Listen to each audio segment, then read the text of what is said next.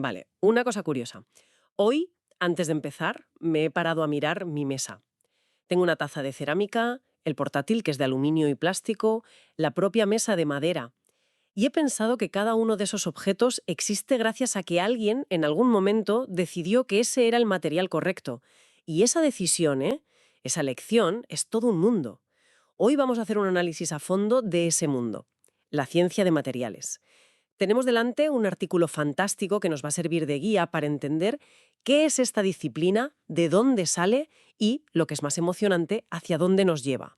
Nuestra misión es descubrir por qué este campo, que a menudo es casi invisible, es el que realmente construye la realidad que tocamos. Es una reflexión perfecta para empezar porque esa es exactamente la cuestión. La ciencia de materiales es ese campo interdisciplinar que se pregunta ¿de qué están hechas las cosas y por qué se comportan como lo hacen? Bebe de la física, de la química, de la ingeniería, de un montón de sitios. Y ojo, que es importante no confundirla con la ingeniería de materiales. Son primas hermanas, pero no es lo mismo.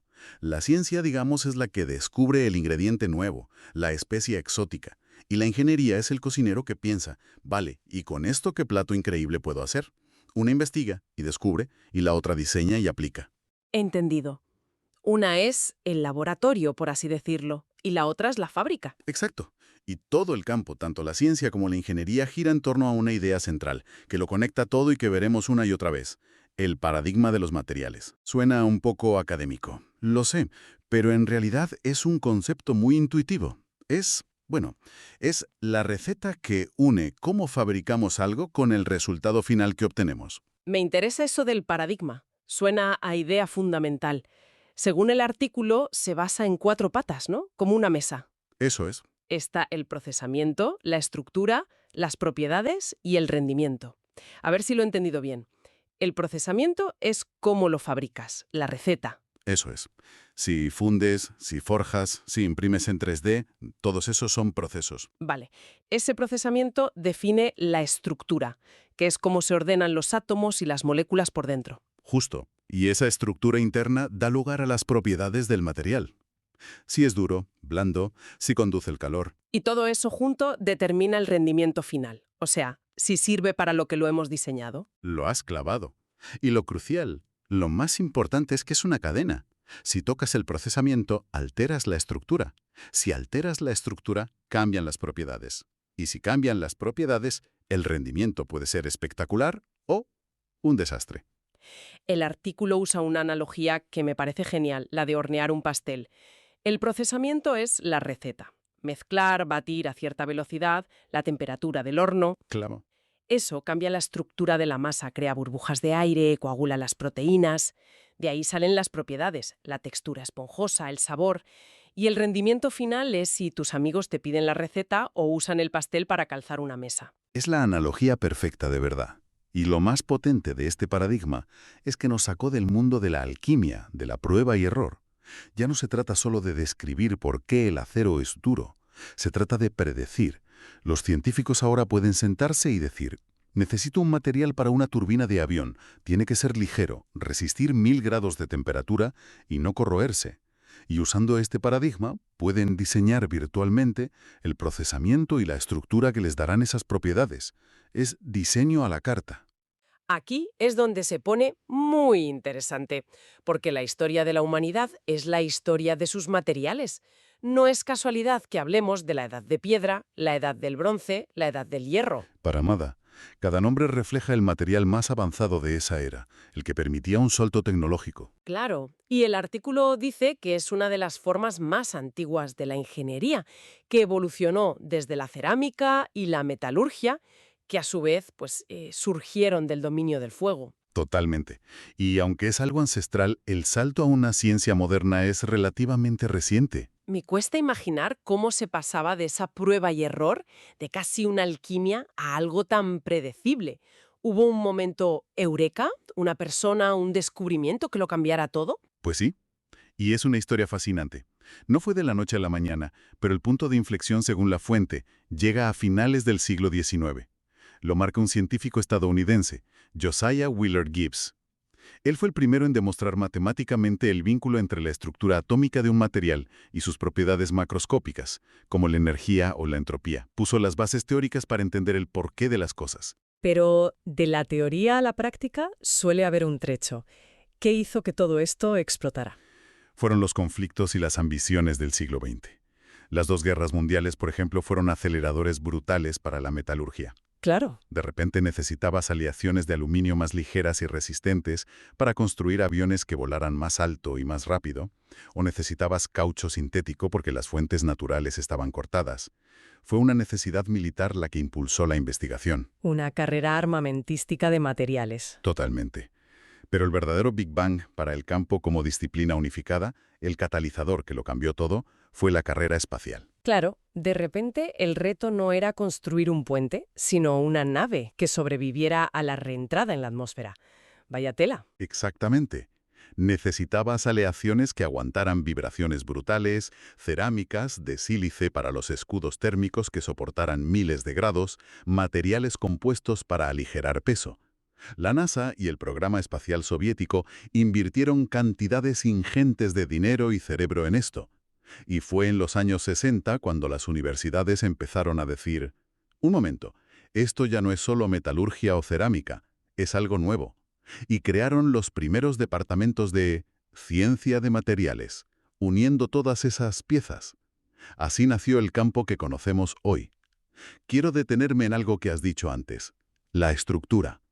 Suena muy simple, como si fuera una sola cosa. Pero, por lo que entiendo del artículo, es mucho más complejo. Es como si para entender un edificio no bastara con ver la fachada, sino que tuvieras que analizar los ladrillos, el mortero, las vigas de acero. Es una gran imagen, sí. Los científicos de materiales son como arquitectos que analizan el edificio a todas las escalas posibles. Usan el concepto de las muñecas rusas. La más pequeña, el núcleo de todo, es la estructura atómica. Aquí miramos los átomos y cómo se enlazan.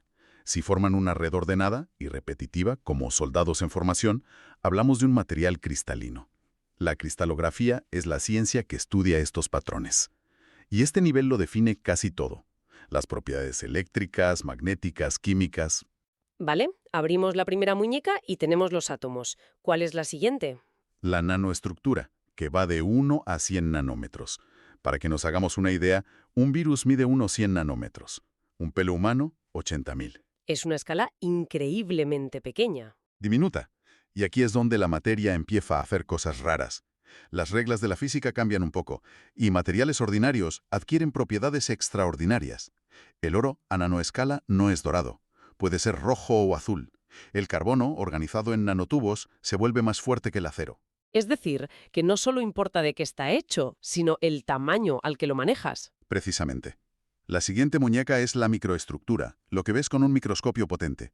Ya no ves átomos, sino granos, que son como pequeños cristales agrupados. Ves los límites entre esos granos, ves poros o pequeñas inclusiones de otros materiales. Y aquí es donde pasa algo que va en contra de toda intuición. A ver. En nuestra vida, un defecto es malo. Una grieta en una pared, un error en un código. Sí, claro. Pero en los materiales, los defectos a esta escala son superpoderes ocultos. Los ingenieros no los evitan, los crean a propósito. ¿Cómo? ¿En serio? Sí, piensa en el acero. El hierro puro es relativamente blando. Al introducir átomos de carbono en su red cristalina, creas una distorsión, un defecto deliberado. Ese defecto actúa como una barrera que impide que las capas de átomos de hierro se deslicen unas sobre otras. El resultado es que pasamos de un metal maleable a una aleación capaz de construir rascacielos. Los defectos no son el problema, son la solución. ¡Qué fuerte! O sea que la perfección es débil. Necesitas imperfecciones controladas para obtener fortaleza. Eso es una idea muy potente. Y la última muñeca, supongo, es la que vemos a simple vista. Esa es la macroestructura. La textura del plástico, la veta de la madera, el brillo de un metal pulido. Es el resultado final, la suma de todo lo que ocurre en las escalas inferiores, desde el baile de los átomos hasta los defectos en la microestructura. Para entender por qué un material se comporta como lo hace, tienes que hacer todo el viaje, desde el átomo hasta el objeto. Entonces, ¿qué significa todo esto? Significa que para entender completamente un material hay que observarlo desde el átomo individual hasta el objeto final que sostenemos en la mano. Y todo esto es fascinante, pero un poco abstracto. El artículo propone un ejemplo que me parece perfecto para bajarlo a la tierra. Un envase de bebida. Algo tan simple como una lata de refresco, una botella de vidrio o una de plástico. Son 3 soluciones a un mismo problema y cada una pertenece a una de las grandes familias de materiales: metales, cerámicas y polímeros. Es un caso de estudio perfecto sobre el arte del compromiso en ingeniería, porque no existe el material ideal. Cada uno tiene sus pros y sus contras. Empecemos por el vidrio, que es una cerámica. Es transparente, lo cual es bueno para el marketing. Es químicamente inerte, no altera el sabor. Eso es clave. Es impermeable al dióxido de carbono, así que mantiene el gas. Y es barato y reciclable. Pesa 1 quintal y si se te cae, adiós muy buenas, es frágil. Exacto. Ahora vamos al metal, la lata de aluminio. Es mucho más ligero que el vidrio y no se rompe como mucho se abolla. Es una barrera perfecta contra la luz y el oxígeno que pueden degradar la bebida. Y es infinitamente reciclable, lo cual es un punto enorme a su favor. Pero es opaco, no ves lo que hay dentro. Y su producción desde cero, desde la bauxita, consume una cantidad de energía brutal. Correcto. Y nos queda el tercer jugador, el polímero, la botella de plástico PET. Su gran ventaja es el peso. Es increíblemente ligero, lo que revoluciona la logística y reduce los costes de transporte. Además, es barato y bastante resistente a los golpes. Es curioso, nunca lo había pensado así. Siempre me ha dado la sensación de que la Coca-Cola sabe diferente en botella de vidrio que en lata o plástico, y ahora entiendo que no es solo una manía. No, para nada. La interacción del material con el contenido es real. El vidrio es totalmente inerte, mientras que los otros... Es que es así. El plástico, por ejemplo, no es una barrera tan perfecta contra los gases como el vidrio o el aluminio. Con el tiempo, algo de dióxido de carbono se escapa y algo de oxígeno entra. Por eso, las bebidas en plástico pueden perder algo de gas si se almacena mucho tiempo. Claro. Pero claro, aquí entra el elefante en la habitación. El impacto medioambiental. El artículo lo menciona, pero es un contra que hoy en día parece pesar más que todos los demás juntos. ¿Cómo está abordando la ciencia de materiales este reto? Se está buscando un superpolímero que sea igual de ligero y barato, pero 100% biodegradable. Absolutamente. Esa es una de las líneas de investigación más importantes ahora mismo. Se buscan polímeros basados en plantas, los llamados bioplásticos, como el PLA hecho de almidón de maíz, Ah, sí, me suena verlo.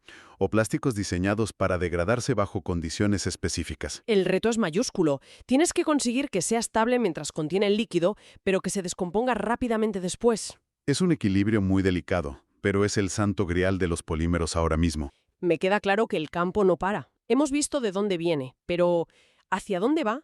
¿Qué es lo que se está cociendo ahora mismo en los laboratorios? Pues el artículo destaca 3 fronteras que son pura ciencia ficción hecha realidad. La primera son los biomateriales.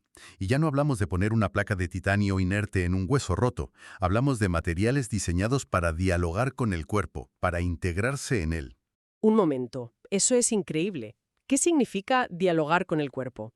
Pues, por ejemplo, implantes de cadera recubiertos de hidroxiapatita, que es un material cerámico casi idéntico al mineral de nuestros huesos. El cuerpo no lo ve como un objeto extraño, sino como parte de sí mismo, y el hueso crece directamente sobre el implante, lo integra. Es una pasada. O piensa en andamios tridimensionales hechos de polímeros biodegradables. Los cirujanos pueden implantar uno de estos andamios en una zona dañada, sembrarlo con las propias células del paciente. Y con el tiempo, las células reconstruyen el tejido, cartílago, piel, hueso, mientras el andamio se disuelve sin dejar rastro. Es alucinante. Estamos hablando de que en el futuro, en lugar de un trasplante, podrían implantarte una especie de molde que tu propio cuerpo usaría para reconstruirse. De verdad, parece sacado de una novela. ¿Y qué más? ¿Cuál es la siguiente frontera? La ciencia de materiales computacional. Esto está cambiando las reglas del juego por completo. Gracias a la potencia de los superordenadores, ahora podemos simular materiales a nivel atómico antes de fabricarlos. Es como tener un laboratorio virtual infinito. Puedes mezclar titanio con niobio y carbono en un ordenador, simular cómo se ordenarían sus átomos y predecir su dureza o su punto de fusión. O sea, se acabó lo de mezclar cosas a ciegas en un crisol para ver qué pasa. Reduces décadas de trabajo de laboratorio a días de simulación. Drásticamente. Esto permite el diseño racional de materiales. Puedes probar miles de combinaciones teóricas para encontrar, por ejemplo, un nuevo material para baterías que almacene más energía o un catalizador más eficiente para la industria química. Acelera el descubrimiento de una forma que era impensable hace 20 años. Biomateriales, simulación y la tercera, supongo, tiene que ver con esa escala diminuta que mencionamos, la nanoescala. Los nanomateriales. Aquí ya estamos viendo aplicaciones concretas. El artículo habla del grafeno, que es una lámina de carbono de un solo átomo de grosor, el material más fino posible. El famoso grafeno. El mismo es 200 veces más resistente que el acero, más duro que el diamante y conduce la electricidad mejor que el cobre. O los nanotubos de carbono, que son láminas de grafeno enrolladas. El potencial es inmenso, desde crear aviones mucho más ligeros y eficientes hasta fabricar sensores que detecten una sola célula cancerosa en una gota de sangre. Es un futuro que se construye a una escala casi invisible. Bueno, creo que el viaje ha sido intenso. Hemos definido la ciencia de materiales, hemos entendido su receta central, su paradigma.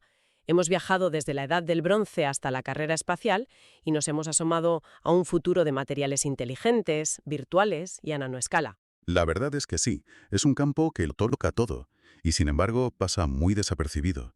Y me gustaría terminar con una pregunta que me ha surgido releyendo el artículo para nuestra charla. Dispara. El artículo nos recuerda que las grandes eras de la humanidad llevan el nombre de materiales. Edad de piedra, edad del bronce, edad del hierro. Y luego, de forma no oficial, hemos hablado de la era del acero, la de la industrialización. Esto me lleva a una pregunta. ¿Qué material definirá nuestra era? Buena pregunta.